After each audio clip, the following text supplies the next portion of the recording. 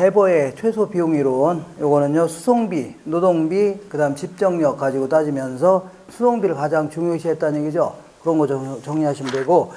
자, 이번 시간에는요, 농업 입지론 공부할 건데, 이건 전 시간에 공부했던 거, 요거를 이어서 할 겁니다. 어디냐면요, 157페이지. 자, 157페이지에 보시니까 중간 정도의 위치 지대설 아니면요 입지 교차 지대설 그 옆에 이제 고립국 모형이라고 해서 튀넨이 얘기하는 이론입니다. 자, 튀넨이라는 사람은요 고립국 모형이라는 걸 발표했습니다. 고립국 모형이라는 게 뭐냐면 어떤 나라가 이렇게 섬처럼 딱 되어 있습니다. 그 중앙에는요 도시가 딱 있고 도시가 딱 있습니다. 그리고 근처에는요 농지가 이렇게 동심원식으로 쭉 그려져 있습니다. 원래 이 사람 6개를 그렸는데 저는 힘들어서 이제 5개만 딱 그릴 겁니다.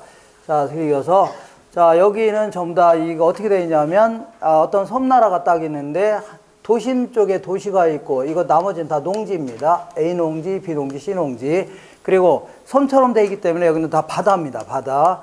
그래서 만약에 여기는 농지들은 다 여기다만 내다 팔아야 되는데 만약에 신농지 근처에 또 다른 도시가 또 있다. 그러면 얘는 여기다 갖다 파는 게 수송비가 절감되겠죠. 근데 이런 도시는 없습니다. 마치 섬처럼 고립돼 있다 해서 이걸요 고립국 모형이다 해집니다. 무슨 모형이라고요? 고립국. 그래서 이 사람은요 이 고립국 모형을 통해서 두 가지 이론을 딱 발표했는데 먼저 입지 교차 지대설이다. 입지 교차 지대설이다.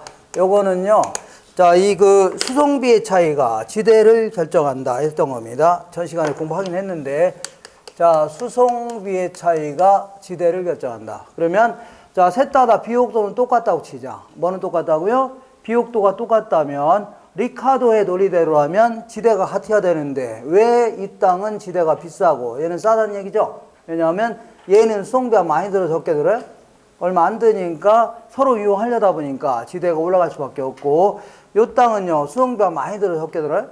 많이 들어가니까, 결국은요, 이용하려고 안 하려고요? 안 하려고 하니까 지대는 낮을 수밖에 없다는 얘기죠? 이걸요, 입지 교차 지대설 해줍니다.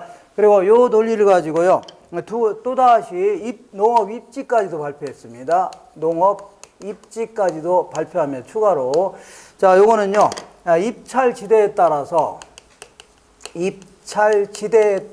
이거 조금 까탈스럽습니다. 입찰 지대에 따라서 농업 입지가 결정된다. 그 얘기는요, 여기는 어떤 농업 입지하고 여기는 어떤 농업 입지하냐 이렇게 해서 농업 입지까지도 발표했습니다. 그래서 그 입찰 지대가 뭐냐? 입찰했을 때 그 지불하고자 하는 지대를 얘기하는데 여기서는요, 일단은 지대는 아직 반영이 안 됐습니다. 지대에는 아직 반영이 안 돼 있는 순이익이 있다면, 자, 지대는 아직 뺐어요, 안 뺐어요? 아직 안 뺐다는 얘기입니다. 안 뺀 순이익이 있다면, 지주가 돈 달라면 입찰에 붙었을 때 최대한 지불할 용의가 있는 가격이다. 이줍니다. 용의가 있는 가격이다. 최대 지불 용의 가격. 입찰에 붙었을 때 이 정도는 최대한 지불할 수가 있다 하는 거를요, 입찰지대라는 겁니다. 나 뭐가 뭔지 잘 모르겠다. 자, 그러면 여기 뭐가 있냐면, 여기 순이익이 있다고 치자. 자, 순이익이 있는데, 자, 순이익은 항상, 그 수익에서 비용 뺀 거를 순이익이라는 겁니다. 금에서 불순물을 뺀 거를 순금이라듯이, 수익에서, 판돈에서 나간 비용 있죠? 요걸 뺀 거를 뭐라고요? 순이익 해줍니다. 그러니까, 파른 돈에서 각종 비용 나간 거 있죠? 이걸 빼줘야 됩니다. 파른 돈을요, 매출액 해줄게요. 매출액 아니면 수익. 여기서 이제 각종 비용을 빼야 될 겁니다. 자, 일단은 씨 뿌리고 경작하는 비용을 생산비 해줄게요. 그 다음에 갖다 날르려면 수송비 들어 안 들어요? 수송비도 들고, 그 다음에 여기다 이제 농부 입장에서는 지대도 빼야 돼, 안 빼야 돼요? 빼야 되는데, 요거는 아직 안 뺐습니다. 아직 반영이 안 됐다는 얘기는 안 뺐다는 얘기입니다. 그리고 우리 경제학에서는요, 생산비에는 항상 정상적인 이윤도 다 포함시킵니다. 먹고 살 만큼 있죠? 이걸 다 비용으로 처리합니다. 그러면 이만큼 남았어, 안 남았어요? 남았는데 아직 지대는 뺐어, 안 뺐어요? 안 뺐으니까 자, 입찰에 붙었을 때 요 정도는 최대한 지불할 수 있다는 얘기입니다. 이걸요, 입찰지대다 이렇게 합니다. 이 정도는 최대한 입찰에 붙었을 때 지불할 수 있다는 얘기죠. 그러면 지주 입장에서는, 토지 소유자 입장에서는 가장 많이 주겠다는 사람한테 빌려주려고 하니까 결국은요, 요게 이제 가장 많이 지불할 수 있는 금액이 되는 겁니다. 요게 이제 결국 뭐가 결정된다고요? 지대를 결정하는 겁니다. 알겠죠? 이렇게. 근데 일단은 셋 다 비옥도는 똑같다고 치자. 셋 다 밀농사를 가정해 볼게요. 그럼 셋 다 비옥도가 똑같다면 생산량도 거의 비슷해, 안 비슷해요? 셋 다 거의 비슷하니까 내다 판 금액도 거의 똑같다는 얘기입니다. 셋 다 거의 같다는 표시를 이렇게 해볼게요. 그리고 셋 다 씨 뿌리고 경작하는 비용도 거의 똑같다고 치자. 밀농사 짓는데 씨 뿌리고 경작하는 비용도 똑같다고 치자. 근데 A라는 농지는 자, 내다 팔려고 하는데 수송비가 많이 들어, 적게 들어요? 얼마 안 들죠? 그러니까 수송비가 얼마 안 드니까, 조금밖에 안 드니까, 자, 조금밖에 안 드니까 순이익은 커져요, 작아져요? 무지하게 커지겠죠? 그러면 지주가 돈 달라면 이 정도를 최대한 줄 수 있다는 얘기입니다. 가장 많이 지불할 사람이 입주할 수밖에 없으니까 이게 결국은요, 지대를 결정하는 겁니다. 근데 C라는 농지는요, 수송비가 많이 들어, 적게 들어요? 무지하게 많이 들잖아요. 무지하게 많이 드니까 이거 다 빼고 났더니 순이익은 얼마 돼야 한대요? 얼마 안 되네. 요만큼밖에. 그러니까 지주가 돈 달라면 줄 돈이 얼마 돼야 한대요? 안 된다. 그래서 자, 결국은요, 이 사람은 이런 얘기를 했던 겁니다. 전 시간에 공부했는데 이 비옥도는 그다지 중요한 게 아니라는 얘기죠. 무시했다는 게 아니고 비옥도는 중요한 게 아니라 뭐가 중요하다고요? 수송비가 중요한 거다. 그래서 수송비의 차이가 뭘 결정한다고요? 지대를 결정한다. 그래서 외곽으로 나갈수록 수송비는 증가해요, 감소해요? 증가하죠. 그 대신 지대는 점점 낮아진다 그런 얘기입니다. 이걸요, 입지가 교차되면서 지대가 형성된다 해서 이걸요, 입지 교차 지대설 이렇게 표현합니다. 이렇게 하시고, 자, 이번에는 자, 이걸 뭐라고요? 지금까지 요거 공부한 겁니다. 입지 어떻다고요? 교차 지대설을 공부한 거고, 수송비의 차이가 뭘 결정한다고요? 지대를 결정한다. 이번에 농업 입지까지도 이걸 가지고 발표했던 겁니다. 농업 입지까지도 발표했던 건데, 약간 좀 까탈스러우니까, 자, 이거 너무 어려우면요, 일단 살살, 대충 저런 거구나 하세요. 자, 어떤 농지가 있는데, 그 1제곱킬로미터의 농지가 있다고 치자. 1제곱킬로미터의 농지가 있는데요. 요거는요, 채소라든가 과일농입니다. 채소라든가 과일 같은 거 생각하시면 되고, 요거는요, 버터라든가 치즈농입니다. 자, 전부 다 낙농업도 다 농업입니다. 버터나 치즈농이 있는데, 우리 채소 같은 거는 잘 볼게요. 1제곱킬로미터의 농지가 있다면, 여기다가 빼곡히 채워서 농사 짓는 거죠? 네, 채소농 보면 거기다 꽉 채워서 농사 짓는 거 아닙니까? 그러니까 꽉 1제곱킬로미터당 꽉 채워서 농사 짓는 거 아닙니까? 그러다 보니까 날릴 때도 많은 양을 좀 자주 날려야 됩니다. 트럭 여러 대로. 알겠죠? 그러니까 이 채소나 과일 같은 경우는 많은 양을, 무슨 양이라고요? 많은 양을 트럭 여러 대로 자주 날려야 됩니다. 트럭 여러 대로 수시로 날려야 되죠? 자주 날려야 된다는 얘기죠? 근데 버터나 치즈 같은 낙농업은요, 광활한 20만 제곱킬로미터에서 낙농업하는 거 아닙니까? 그러다 보니까 1제곱킬로미터당 얘네들은 보통 짐승의 젖을요, 응고시켜서 포장해서 나르는 거 아닙니까? 그러니까 한 보름에 한 번 정도 나른다고 치자. 그러니까 광활한 토지에서 낙농업하는 거니까 1제곱킬로미터당 적은 양을, 많은 양이 아니라 뭐라고요? 적은 양을, 자, 보름에 한 대 정도 어쩌다 한번 나르면 된다고 치자. 어쩌다 아시나요? 예? 어쩌다 마주친 그대, 이런 노래도 있었습니다. 송골매라고 잘 모를 겁니다. 그래서 어쨌거나 이렇게 해서 이 적은 양을 어떻다고요? 보름에 한 번쯤 어쩌다 나른다고 치자. 그러면 자, 이거 볼게요. 이 그림을 딱 그려볼게요. 딱 그린다면, 자, 요거는요, 순이익입니다. 순이익. 요거는요, 자, 이 외곽으로 나갈수록 A 농지, B 농지, C 농지 딱 있는데, 자, A 농지에서 이 그 채소나 과일농 하게 되면 이렇게 계산한 게 순이익이 요 정도 된다고 치자. 요 정도가 된다고 치자. A 농지에서 자, 채소농 하게 되면 이 정도 순이익이 생긴다는 얘기죠. 그럼 요 정도를 입찰에 붙였을 때 이 정도는 지불하겠다는 얘기입니다. 요걸요, 입찰지대다. 이제입니다. 그리고 이만큼을 다 지불했으면 정상적인 임밖에 안 남는 거죠. 그래서 요거를요, 요거 약간 어렵네요. 안 할래다가 초과 이윤이 제로다. 이제입니다. 신경 쓰이면 안 해도 돼요. 초과 이윤은 어떻다고요? 제로. A 이만큼 남았으면 이거 다 줬으면 뭐만 남아요? 초과 정상 이윤만 남는 거 아닙니까? 그러니까 초과 이윤이 어떻다고요? 제로다. 근데 만약에 A에서 채소농하다가 B에서 한다고 치자. 여기서 하다가 여기서 하면 수송비가 더 들어요, 덜 들어요? 더 들어가는데 팍 더 들어갈 수 있습니다. 무지막지하게. 왜냐하면 얘는 많은 양을 자주 날려야 되죠. 그러다 보니까 여기서 할 때에 비해서 여기서 할 때는 수송비가 크게 더 들어갈 수 있다는 얘기죠. 많은 양을 계속 자주 날려야 되니까. 그렇잖아요? 그러다 보니까 수송비가 갑자기 팍 더 들어갑니다.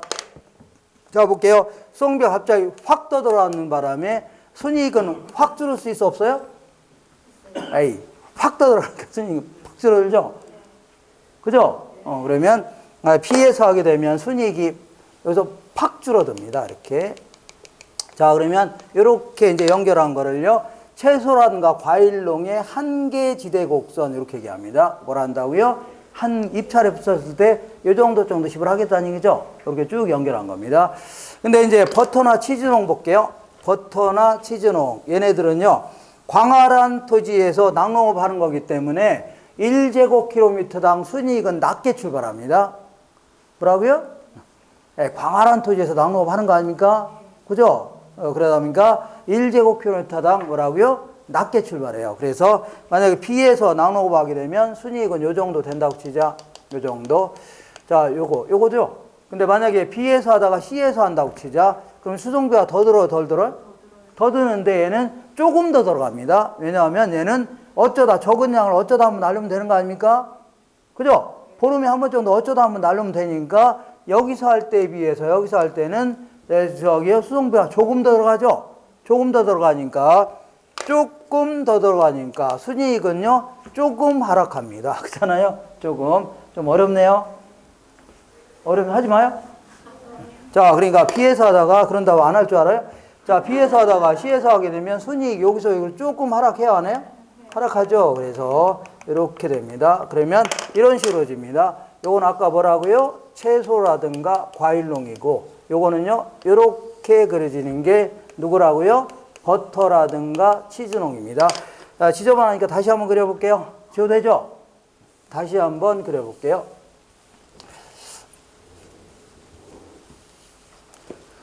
자, 다시 한번 아까 그림을 똑같이 한번 그려볼게요. 이렇게. 자, 이건 A농지, B농지, C농지 이렇게 되는데, 자, 이쪽으로 이렇게 채소나 과일 같은 경우는요, 한계지대 곡선이 이렇게 그려집니다.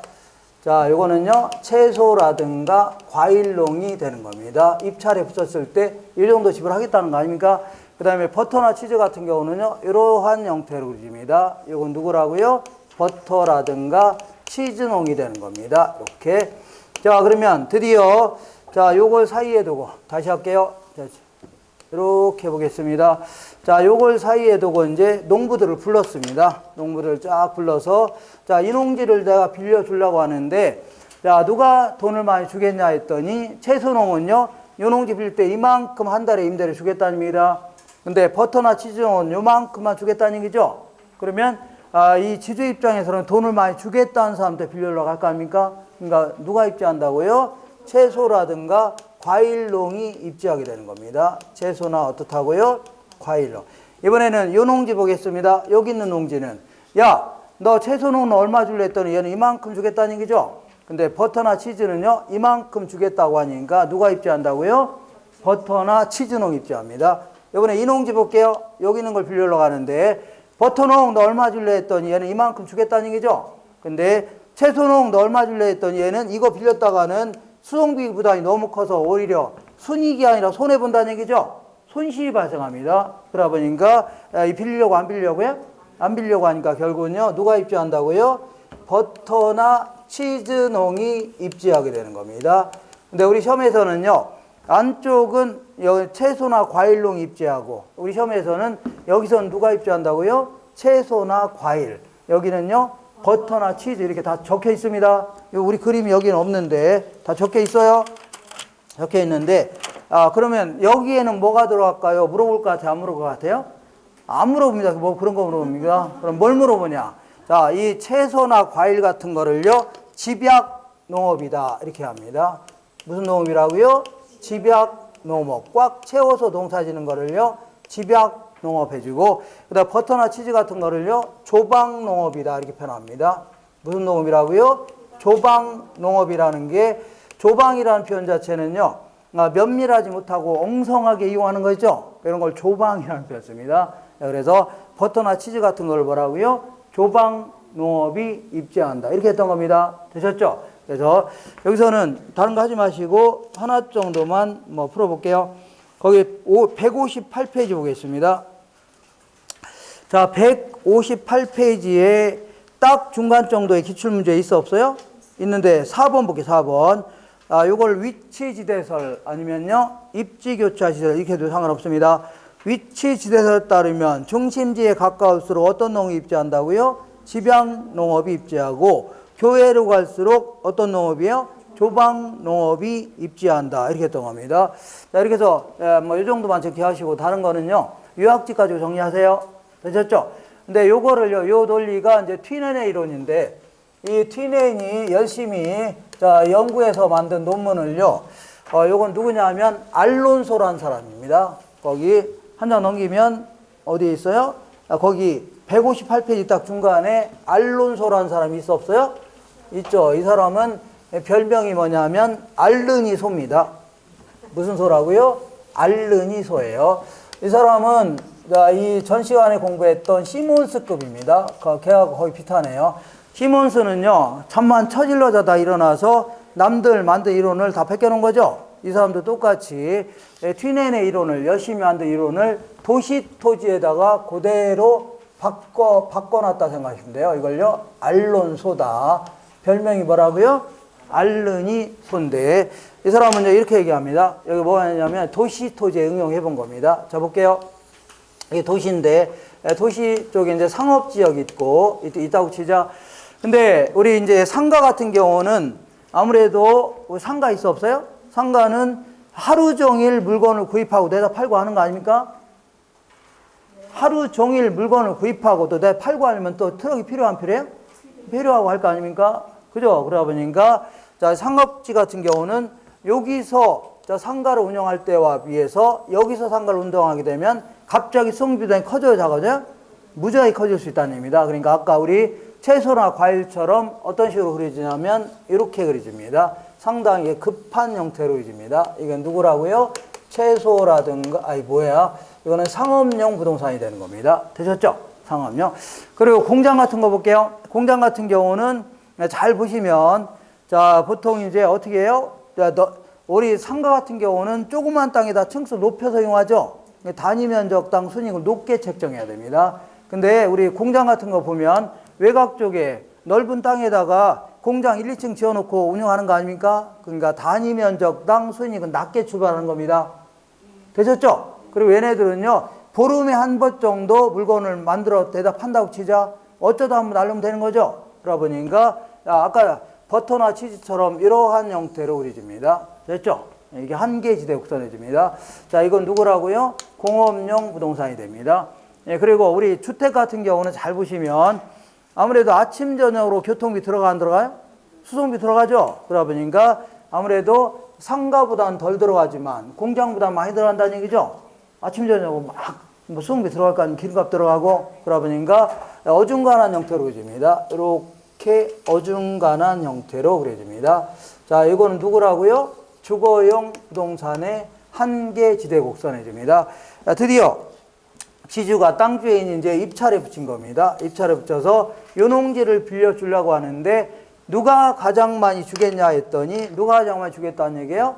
상업용 부동산이 가장 많이 주겠다 이렇게 나옵니다. 맞아, 맞아요? 그 다음에 요 땅을 빌려주려고 하는데 누가 많이 주겠냐 했더니 누가 많이 주겠다고요? 주거용이 가장 많이 주겠답니다. 누가 입주한다고요? 주택. 그 다음에 여기는 누가 많이 주겠다고요? 공장이 많이 주겠다고 하니까 공장이 입주하게 되는 겁니다. 아시죠? 그래서 결국은요, 요거를 보면, 자, 결국은요, 돈을 많이 가장 주겠다는 사람 있죠?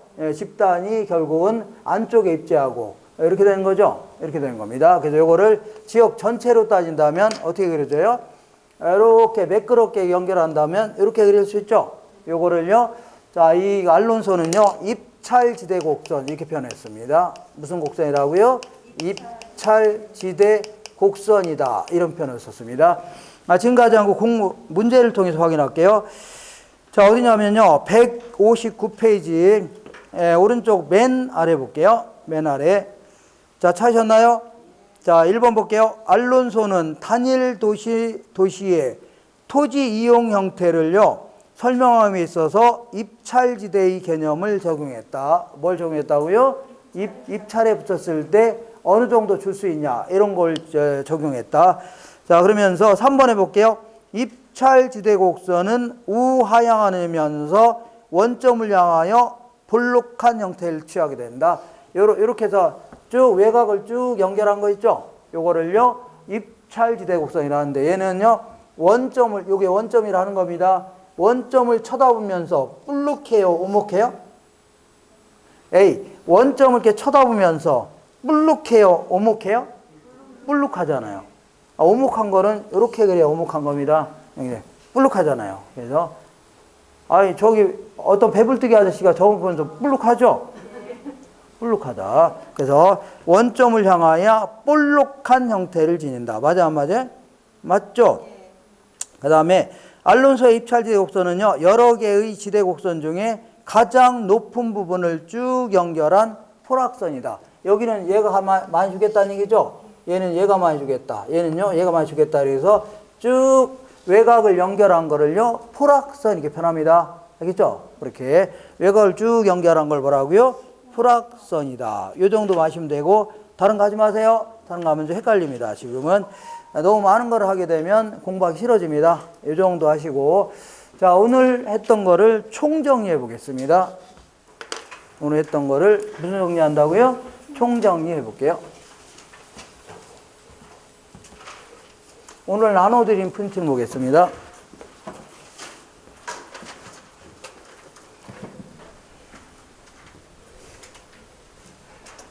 자, 오늘 이제 입지론 공부했는데, 오늘 공부한 거를 한 번에 모아서 한번 쭉 정리해 보겠습니다. 자, 먼저, 뭐뭐는 중심지 기능이 유지되기 위한 최소한도의 수요가 요구되는 규모. 이걸요, 최소 요구치, 이렇게 합니다.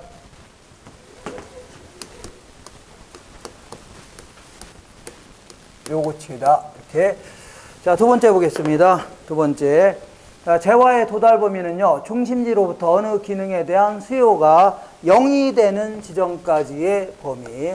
그러니까 거기까지는 수요가 있다는 얘기죠. 그 넘어가면 수요가 있어, 없어요? 없다. 그래서 수요가 0이 되는 지점까지의 거리. 이걸요, 재화의 도달 거리. 이렇게 합니다. 자, 세 번째 볼게요. 세 번째는 크리스탈화의 중심지로는요, 재화의 도달 범위가 최소 요구치보다는 큰 곳에 입지해야 되는 겁니다. 작은 곳에는 입지하면 돼요, 안 돼요? 안 되죠. 손해만 납니다. 이렇게 해서 큰 곳에 입지해야 된다. 자, 그 다음에 레일리에는요, 두 중심지가 소비자에 미치는 영향력의 크기는요, 뉴턴의 중력 모형에 따라서 두 중심지의 크기에는 비례합니다. 크기에는 비례하고, 그 다음에 거리의 제곱에는 반비례한다. 거리의 제곱에는 반비례하여 형성된다고 보았다. 이렇게. 자, 그 다음에 네 번째 볼게요. 뭐뭐의 뭐뭐 모형은요, 경쟁 관계가 있는 두 소매시장 간의 상권의 경계 지점을 확인할 수 있도록 소매 중력 모형을 수정했다는 얘기죠. 요거는 컨버스에 대한 얘기입니다. 자, 컨버스는 이걸 분기점 모형 이렇게 얘기합니다. 컨버스의 분기점 모형은요, 모형 이렇게. 자, 모형은 경쟁 관계가 있는 두 소매시장 간의 상권의 경계 지점을 확인할 수 있도록 소매 중력 모형을 수정했다 이겁니다. 알겠죠? 그러니까 두 도시가 딱 있다면, 여기가 이제 그 경계 지점이라면, 분기점이라면 여기까지 거리가 주어져 있다면 요 거리나 요 거리를 구하는 공식을 만들어 본 건데, 어떻게 어렵지 않게 만든 공식이니까 걱정 마세요. 금방 만든 공식입니다. 자, 그 다음에 여섯 번째 볼게요. 허프는요, 상권 분석에서 결정론적인 접근보다는요, 확률론적인 접근. 확률론적인 접근. 이쪽으로 갈 확률, 저쪽으로 갈 확률. 이렇게 해서 정해야지 무조건 이쪽으로 간다 하면 돼요, 안 돼요? 안 된다는 얘기입니다. 확률론적인 접근이 필요하다고 보았다. 이렇게 하시면 돼요. 그 다음에 허프는요, 소비자가 특정 점포를 이용할 확률은 아까 얘기한 대로 세 가지를 알고 있어야 됩니다. 첫 번째는요, 점포 면적도 알고 있어야 하고, 점포의 수도 알고 있어야 되고, 모르고 있어야 돼요. 그리고 점포까지 거리 있죠? 세 가지를 알고 있어야 됩니다. 그러니까 소비자와 점포까지의 거리도 알고 있어야 되고, 점포의 면적도 알고 있어야 됩니다. 점포의 면적도 알고 있어야 되고, 점포의 수도 알고 있어야 됩니다. 여러 개가 되면 여러 개도 다 계산할 수 있어야 됩니다. 점포의 수, 개수에 의해서 결정된다고 보았다. 되셨죠? 그렇게 하시면 돼요. 자, 계속해서 이거 다 지우겠습니다. 뒤에 이제 다 적혀 있으니까.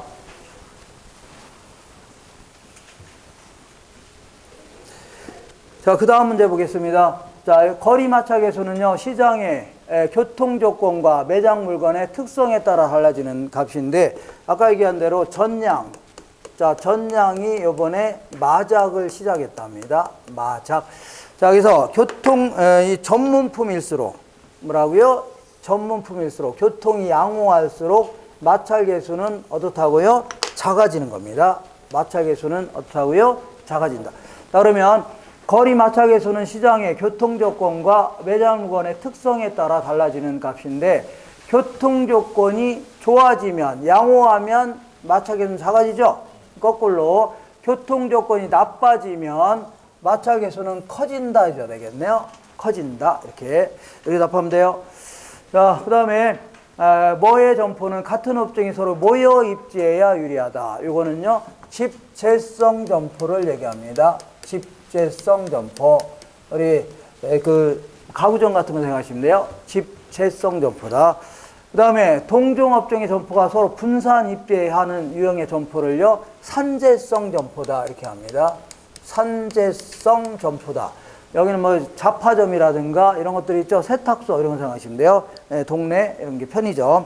그 다음에 자, 11번 볼게요. 일반적으로 상품이나 서비스의 구입 빈도가 낮다.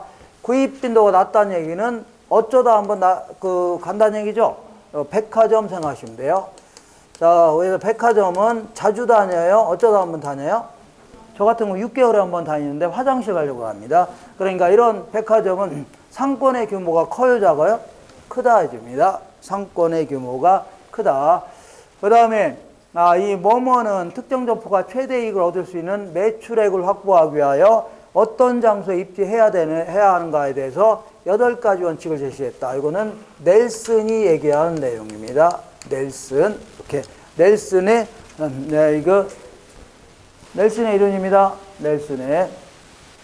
자, 그 다음에 소매 입지론을 얘기합니다. 그리고 요거는 공부를 안 했는데, 여기는 우리 교재에도 뭐 없는 것 같아서, 요거는 이렇게 해볼게요. 자, 요거를 정답만 써놓을게요. 소비자 분포도 기법이다. 해줍니다. 소비자 분포도 기법이다. 이렇게 얘기합니다. 자, 그러니까 이게 뭐 하는 거냐면, 이렇게 홈플러스가 있다면, 이렇게 지도책을 딱 펼쳐놓은 다음에, 왔다 간 사람들한테 주소를 적어 놓게 하는 겁니다. 그죠? 그러니까 무슨 회원에 가입했으면 주소 같은 거 다 알 거 아닙니까? 그리고 그렇지 않은 사람들도 주소를 적어 놓고 가면, 나중에 추첨을 통해서 모닝한다 준다고 하면, 다 적어요, 안 적어요? 거기다 직업나 이런 것도 적고 하면 이렇게 점을 찍어보는 겁니다. 주소에.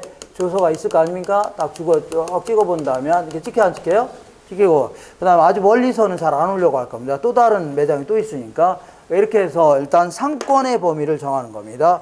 이거를 1차 상권, 이거는 2차 상권, 3차 상권 이렇게 하면서 1차 상권 이런 데는 굳이 광고할 필요 있어 없어요?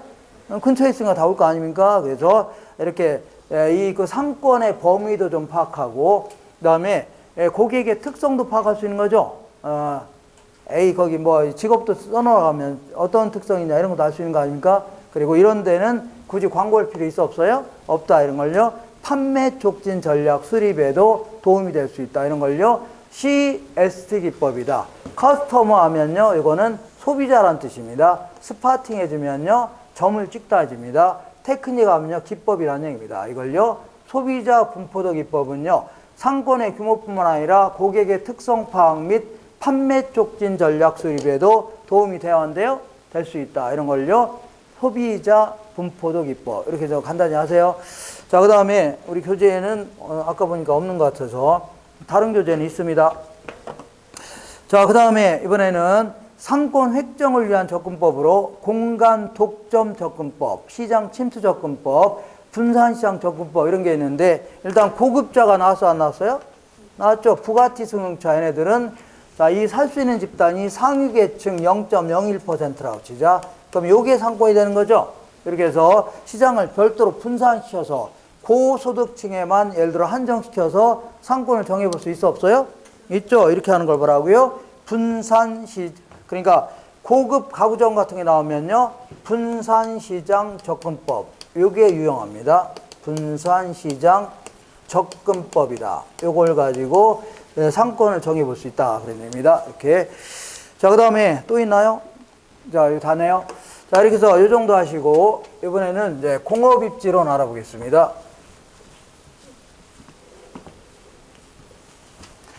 자, 베버라는 사람은요, 최소 비용이론, 요걸 발표하면서 공업입지론에 따르면 최소 비용으로 자, 이 제품을 생산할 수 있는 것을 기업의 최적 입지점으로 보았던 겁니다. 이렇게. 두 번째 보겠습니다. 베버의 공업입지론에 따르면 기업의 입지 요인으로 크게 세 가지 형태를 얘기했는데 수송비, 그다음 두 번째는요 노동비, 그 다음에 집적력, 몰려 있을 때 유리한가, 이걸 집적력이라는 겁니다. 요걸 가지고 가장 비용이 절감될 수 있는 곳 있죠. 요게 최적의 입지라고 보았던 겁니다. 자, 세 번째 볼게요. 세 번째, 중량 감수 산업은 시멘트 공장 생각하시면 돼요. 시멘트 공장은 산 밑에 있어요? 도심에 있어요? 산 밑에 있네요. 그래서 원료 지향형 산업이 되는 겁니다. 원료 산지 근처에 있는 거를 선호합니다. 이렇게. 그 다음에 볼게요. 자, 제품 중량이 국지 원료 중량보다 큰 산업. 요거는 맥주 생각하시면 돼요. 맥주. 맥주는 원료는 10톤밖에 안 되는데 제품은 100톤이나 되죠? 이럴 때는 시장 쪽에 있는 게 좋습니다. 그래서 이거는 시장 지향형 입지를 선호한다. 이렇게 해줘야 돼요. 시장 지향형 입지. 자, 그 다음에 문제 보겠습니다. 베버의 최소 비용 이론에 따르면 운송비 관점에서 특정 공장이 원료 지향적인지 아니면요 시장 지향적인지를 판단하기 위하여 매터리얼 인덱스 하면요 원료 지수 이렇게 얘기합니다. 원료 지수라는 개념을 사용해서 원료 지수가 1보다 크다 이런 것들은요 원료 산지 근처에 있는 게 좋습니다. 원료 지수가 1보다 작다 이럴 경우는요 시장 쪽에 있는 게 좋다 이런 얘기를 했던 겁니다. 자, 그 다음 문제 볼게요. 자, 원료 지수가 1보다 큰 공장은요 아까 같이 원료 지향형 산업, 원료 지향형 입지를 선호한다 해줘야 돼요. 원료 지향형 입지를 선호한다. 자, 그 다음에 베버는요 아까 얘기한 대로 요 지점이 수송비가 가장 적게 든다고 치자. 그리고 요 부분은 다 똑같다고 치자. 근데 이게 벗어나게 되면 수송비가 더 들어 덜 들어요? 더 들죠. 그래서 추가적인 운송비 부담이 동일한 지점을 좀 연결한 겁니다. 이게 또 벗어나면 더 들어 안 들어요? 더 들죠. 이걸요 등 비용선이다 이런 표현을 썼습니다. 등 비용선. 자, 그래서 베버의 공업 입지론에 따르면 여기 이제 등 비용선은요. 자, 이 최적 수송비 지점으로부터 기업이 입지를 바꿀 경우에 이에 따른 추가적인 수송비 부담액이 동일한 지점을 쭉 연결한 거 있죠? 이걸 뭐라 한다고요? 등 비용선 이런 표현을 썼습니다. 이런 표현. 자, 그 다음에 레시는요 수요 측면의 입장에서 기업은요 시장 확대 가능성, 시장이 확대될 수 있는 가능성, 시장 확대 가능성입니다. 자, 시장 확대 가능성이 가장 높은 지점에 위치해야 된다는 얘기죠. 그러니까 우리나라 같은 경우는 시장이 커질 가능성이 별로 없죠. 캄보디아라든가 라오스 이런 데 있죠. 훨씬 낫다는 얘기입니다. 되셨죠? 그렇게 요걸요, 누가 얘기했다고요? 레시라는 사람이 얘기한 겁니다. 시장 확대 가능성. 이렇게 해서 오늘 공부한 게 이런 겁니다. 이런 거니까 많은 걸 하려고 하지 마시고 제가 드린 그 OX 문제 있죠? 그것만 알더라도 그 정도씩만 좀 알더라도 뭐 거의 점수 다 나옵니다. 이상한 거 하고 막 하니까 점수가 안 나오는 겁니다. 아주 어려운 거 막 이렇게 계산 문제도 한 반만 풀면 돼요. 한 10문제도 나오는데 다 풀려면 안 됩니다. 정확히 몇 문제라고요? 반만 정확히 맞히고 반은요 그냥 찍으면 돼요. 그래도 합격합니다. 그래서 좀 쉽게 공부하셔야지 어렵게 공부하면 너무 힘들어집니다. 공부가. 그죠? 자, 그래서 오늘 요 정도 하고 너무 일찍 끝났는데 한 10분 정도는 남아서 공부하세요. 이렇게 농담입니다. 이렇게 요 정도 하시고 다음 주에 뵙도록 하겠습니다. 오늘 고생했습니다. 이상입니다.